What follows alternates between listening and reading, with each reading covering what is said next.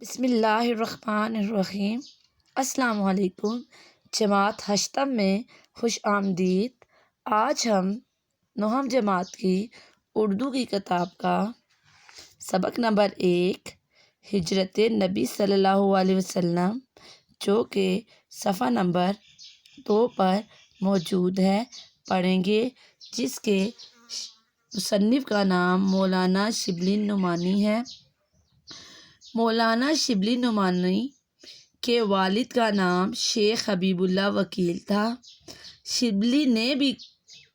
کچھ دن وکالت کی، پھر علی گڑھ کالج میں فارسی کے استاد مقرر ہو گئے۔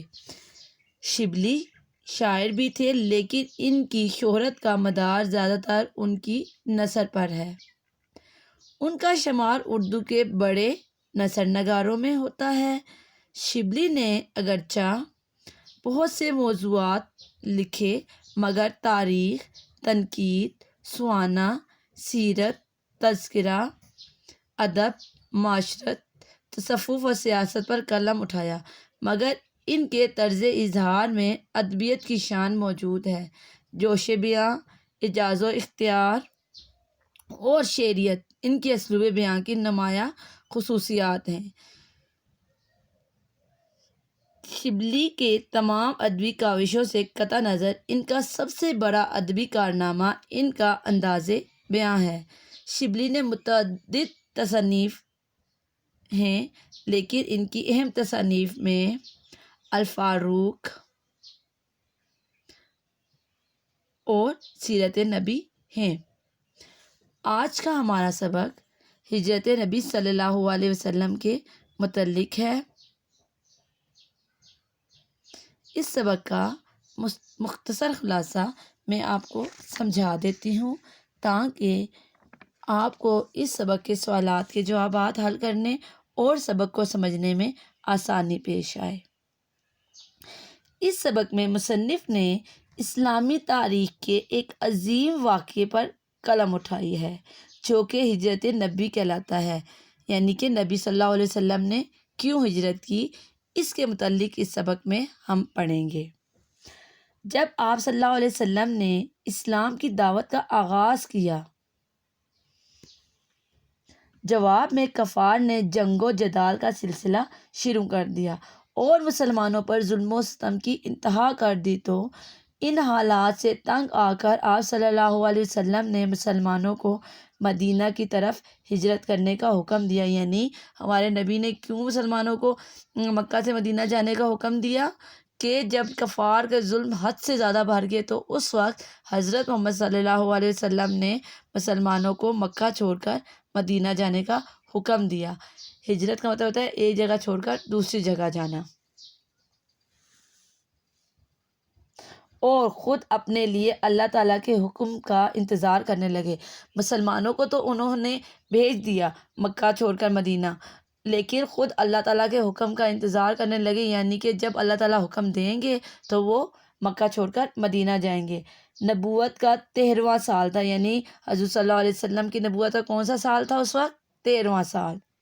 جب اللہ تعالیٰ نے آپ صلی اللہ علیہ وسلم کو وحی کے ذریعے مکہ چھوڑنے کا حکم دیا، تو وحی کسے کہتے ہیں؟ یعنی اللہ تعالیٰ کے پیغام کو۔ تو جب نبوت کا 13واں سال تھا، تو اللہ تعالیٰ کی طرف سے حضرت محمد صلی اللہ علیہ وسلم کو حکم مل گیا کہ آپ بھی بے شک مکہ چھوڑ کر مدینہ چلے جائیں۔ جب کفار نے دیکھا کہ مسلمانوں کی تعداد میں روز بروز اضافہ ہوتا جا رہا ہے، تو انہوں نے آپ صلی اللہ علیہ وسلم کی دعوت روکنے کے لیے مختلف تجاویز پیش کی۔ یعنی جب کفار نے یہ بات دیکھی کہ مسلمانوں کو اتنا زیادہ تکلیفیں، اتنا زیادہ تنگ کرنے کے باوجود بھی دین اسلام کم نہیں بلکہ بڑھتا جا رہا ہے، تو انہوں نے دین اسلام کو ختم کرنے کے لیے مختلف تجاویز پیش کی اور اسلام کے خلاف مزید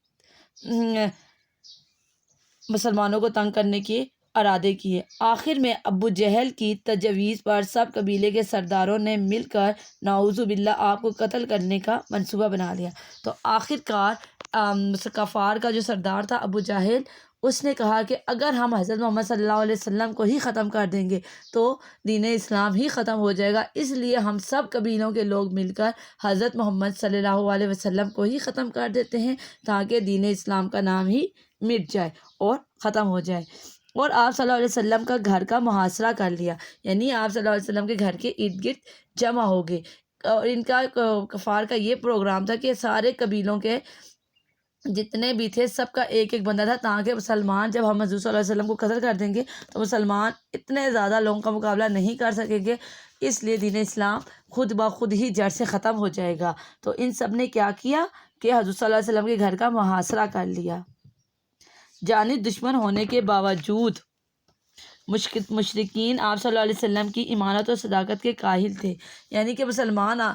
کفار آپ کو بالکل بھی جو ہے نا آپ کے جانے دشمن تھے، لیکن ان کو پتہ تھا کہ آپ صادق و امین ہیں، آپ امانتوں کی حفاظت کرنے والے ہیں، اس لیے انہیں جب بھی کبھی اپنی امانتیں رکھنی ہوتی تو وہ حضور صلی اللہ علیہ وسلم کے پاس ہی رکھتے۔ اور اس وقت بھی آپ صلی اللہ علیہ وسلم کے پاس ان کی بہت سی امانتیں تھیں، یعنی کہ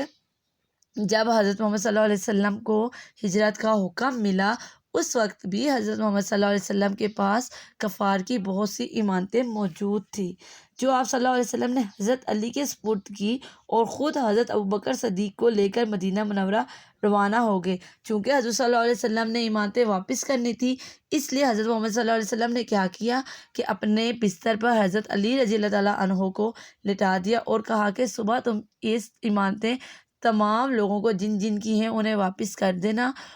اور خود حضرت ابوبکر صدیق کے ساتھ روانہ ہو گئے، مدینہ کی طرف روانہ ہو گئے۔ جب کفار آپ صلی اللہ علیہ وسلم کو ڈھونڈنے میں ناکام ہو گئے تو انہوں نے آپ صلی اللہ علیہ وسلم کو ڈھونڈ کر پیش کرنے والے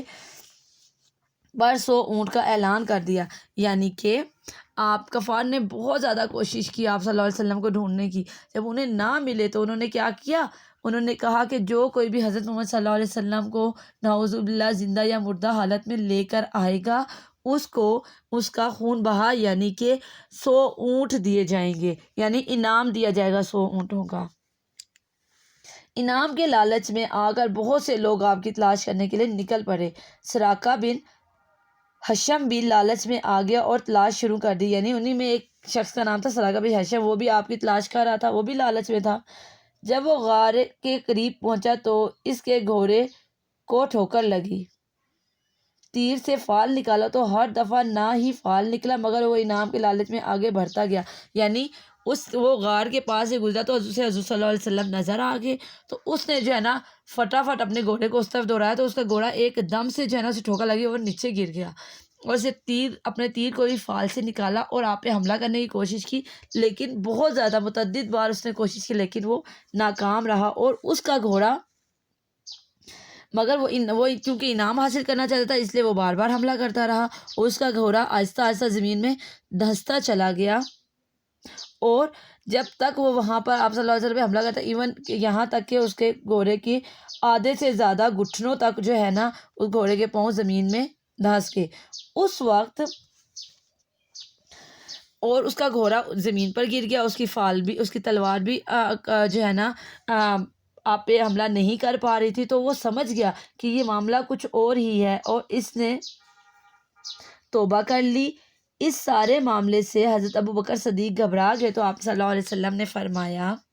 یعنی کہ اس شخص نے وہاں پر ہی توبہ کر لی اور اسلام قبول کر لیا، کیونکہ اسے پتہ چل گیا کہ یہ کوئی عام بندے نہیں ہیں اور دین اسلام کوئی جھوٹا مذہب نہیں ہے، تو اس نے وہیں پر توبہ کی اور اسلام قبول کر لیا۔ حضرت ابوبکر صدیق نے جب یہ دیکھا کہ ہم پہ بہت زیادہ لوگ ہمیں تلاش کر رہے ہیں اور ہمیں مارنا چاہ رہے ہیں تو وہ گھبرا گئے اور فرمایا گھبراؤ نہیں، اللہ ہمارے ساتھ ہے۔ تو حضرت محمد صلی اللہ علیہ وسلم نے حضرت ابوبکر صدیق کو یہ کہہ کر تسلی دی کہ آپ گھبرائیں نہیں، اللہ تعالیٰ ہمارے ساتھ ہے۔ آپ صلی اللہ علیہ وسلم کی تشریف آوری کی خبر جیسے ہی مدینہ پہنچی اور لوگ شدت سے آپ کا انتظار کرنے لگے۔ ایک دن اچانک ایک یہودی نے آپ کو آتے ہوئے دیکھ لیا تو وہ زور شور سے پکارنے لگا، یعنی مدینہ کے لوگ آپ صلی اللہ علیہ وسلم سے بے انتہا پیار کرتے تھے، ان کو جب آپ کے آنے کی خبر ہوئی تو وہ بہت زیادہ خوش ہوئے اور آپ کے آنے کا دن بہ دن انتظار کرنے لگے، اور جب ایک یہودی نے آپ کو دیکھ لیا تو وہ زور سے پکارنے لگا، اے اہل عرب، لو تم جس کا انتظار کر رہے تھے وہ آ گیا۔ اور پھر تمام شہر اللہ اکبر کی صدا سے گونج اٹھا۔ اس سبق کے مشکل الفاظ کے معنی فیرنگ کے آپ کے صفحہ نمبر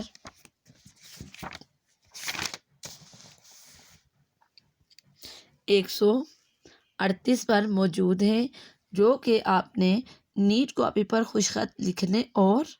یاد کرنے ہیں۔ شکریہ، آج کا ہمارا سبق مکمل ہوا۔ اللہ حافظ۔